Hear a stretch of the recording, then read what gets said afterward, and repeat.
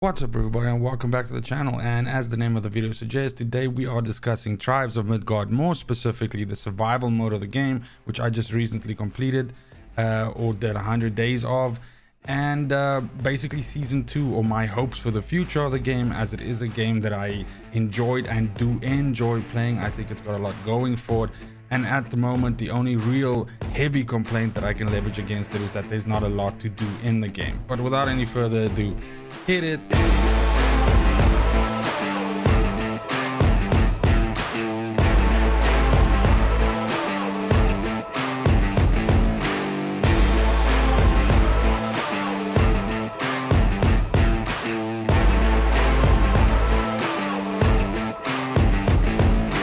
So once you've done saga mode, by far the thing that'll keep you busiest the longest is of course survival, and more specifically completing the 100-day survival challenge, which I just recently did. I'm a little bit late to the party with this one, but it's mostly due to the fact of me not realizing the immense time investment it would actually take, which we'll discuss just now, but also due to some technical issues, like for instance late day survival games essentially not being able to load anymore if I had the biggest map size chosen, and also one of the save files corrupting, and essentially the entire floor of the map being covered by water. So it was basically my 4th attempt at making it all the way through. I originally planned to do it solo, and what I wanted to do was essentially do it in a stream environment, like stream the entire thing, or at least record the entire thing and give like hints and tips and everything on how to do it. And I basically decided against this for 2 reasons.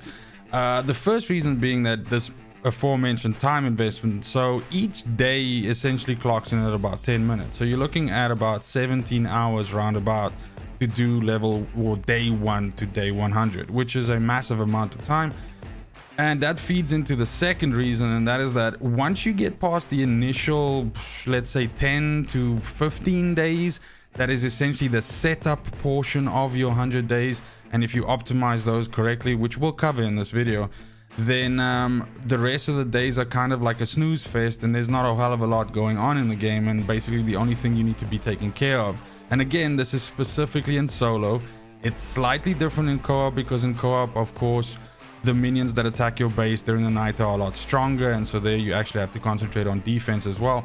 But in the case of playing it solo, if you set up your gates and your towers and everything like that correctly, then the only real thing you have to do is go out farming for souls, try and get a good set of 5 ruins for late game so that you can take Jotuns down easier. And speaking of Jotuns, basically manage the Jotun spawn so that you don't kill too many of them, so that their health pools become too big by the end of the game. But that's basically the gist of it.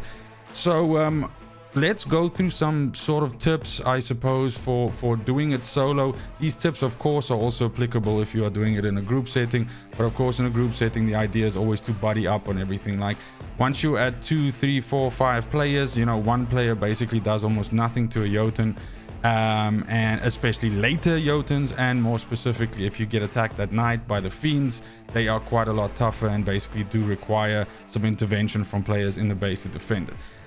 But the first sort of advice that I would give would be that the most important thing for you to get up as soon as possible would be your arrow towers, and it would be your gates. Now, once you have level 3 arrow towers, 2 per gate, and once you have your 3 gates up to level 3 as well, essentially normal evenings, so non-blood moon evenings, the mobs can't even break those gates down, and that's all the way down until, you know, day 100 or probably even past that. And the reason for this is, as long as you keep your world tree topped up to 10,000 souls, the healing pulse of the world tree heals all of those structures as well, but more specifically heals the gates. So and you don't have to pull the gates up or anything like that. You can literally just leave them down, and any damage that they take during the course of the night will essentially heal almost completely by the time for the next attack. Now, in some cases, something weird can happen, and one gate can be overloaded by a bunch of mobs, or you know, a heavier group coming from one side, and then it might take more damage than it's healing. But you get a warning telling you if the gate goes down, and you can always then just jump back to the base and just murder out the fiends that made it through, and just pop down another gate, and it immediately goes to level 3 again. You don't have to level it up 1, 2, 3 again. You immediately get a level 3 gate again, and Bob's your uncle, restart over again. So the gist of it is that essentially you almost never have to defend your base, even during blood moons. If you, and this is the second tip that I would give, is as you're out exploring, because of course you want to be going out and getting souls, because for the initial upgrades and the initial things that you have to do, and for instance getting your quarry and all of that up, just like you normally do in a saga mode run, you will be picking up arrows. And so obviously stock up your arrow towers with these different kinds of arrows by walking up to the tower and just putting it into them. This will obviously make your towers do a hell of a lot more damage, and this can also, even if you are quite diligent with this, and even let's say, you know, crafting your own arrows and putting them into the towers, you don't even have to protect the base on blood moon evenings as well. So that essentially defeats the need for you to be in and around the base at all during evenings, and you can spend the entire time out exploring, and you're basically looking for a good set of ruins. So you need to be thinking late game here, so you need to be getting something that can help you deal as much damage as possible to Jotuns. So Eye of Thor is, for instance, very good because it just flat out increases your damage to Jotuns, or basically anything that ramps up your damage. So any of the damage dealing ruins, I have some of them up on the screen here right now, is gonna be what you need to do, and just get a mixture of whatever of those you can. Of course there are better in slot combinations that you can get, but just generally speaking, having 5 damage dealing ruins of any combination is going to be good enough, especially if you start crafting late level gear like level 3 weapons as well. You also need to be looking at getting yourself a level 3 elemental protection, more specifically cold protection armor, unless you're playing a seer, because you are going to be spending a lot of your time out, and during the survival mode the seasons change. So you have hot seasons and you have cold seasons, and during cold seasons you actually take damage if you're outside the base or away from fire. So definitely get that up and running as soon as possible, and then you have no issues with running out and exploring. Of course, remember also that you can craft potions that can protect you against the elements as well. And that's basically it. Last but not least, we can't not talk about the Jotuns. So the point is, in a game of 100 days, you are going to want to try and kill as few as possible Jotun, because the point is every Jotun that dies and a new one that comes, it, you know, increases its life. Now, nonetheless, whether you're doing this extremely efficiently or not, the later Jotuns from about, I'd say, day 60, 65, 70, it might even be earlier if you're too efficient in killing them, will have the ability to one-shot you, no matter which armor you have, no matter which resistances you have, anything like that. So you're still gonna have to sort of play smart around them. Don't get, you know, hit by their one-shot abilities like the fire breath from the fire one, or, you know, any of their melees for that matter. What you also need to be, you know, cognizant of is that once the Jotun spawns, go out, find it immediately, whittle it down to like as low as possible life, and then just let it walk all the way up to your base. That is by far the best way to do it. There's no real reason to be killing these any quicker than that, because the point is, once you get to day 90, day 100, you're looking at Jotuns that are standing at around 550, 650, 750k HP. So they take like a day or 2 or 3 to actually just whittle down to low HP already. So if you accurately manage these, then you can keep yourself from getting into that situation and only having like maybe like a 400k Jotun up at that time, which is a hell of a lot easier to kill and a lot faster. That's basically it. Those are the only advice, you know, pieces of advice or hints that I can give. I mean, the other one I suppose I can give is don't fall asleep because unfortunately it does get quite boring, and having to have started and did this 4 times essentially, the 3 previous times that I tried, I got quite late into it. Once was in the 60s, once was in the 70s, once was in the 40s.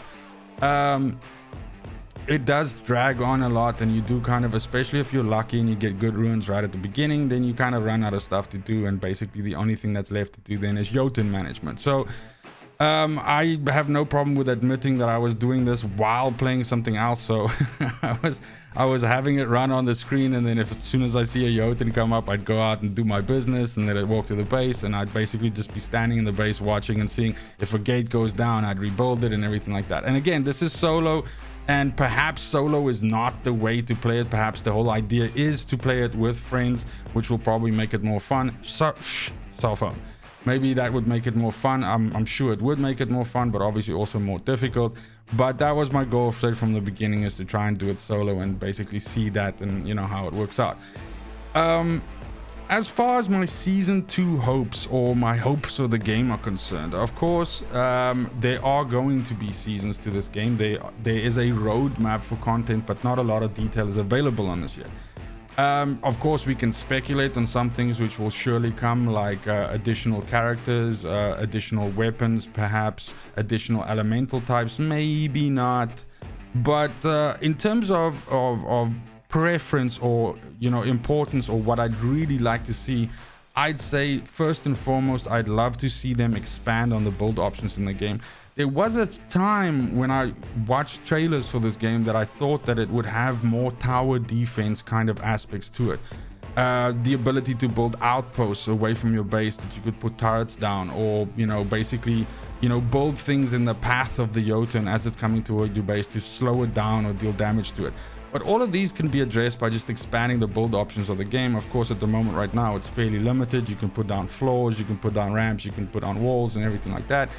And of course, the NPCs, the mobs in the game are fucking hyper aggressive to anything that you build out in the wild. So you can easily test this by going and dropping some, floors somewhere in the wild, and wolves and enemies will come seeking them out and beat the shit out of them. So I don't know why that's important, but yeah, so there's definitely some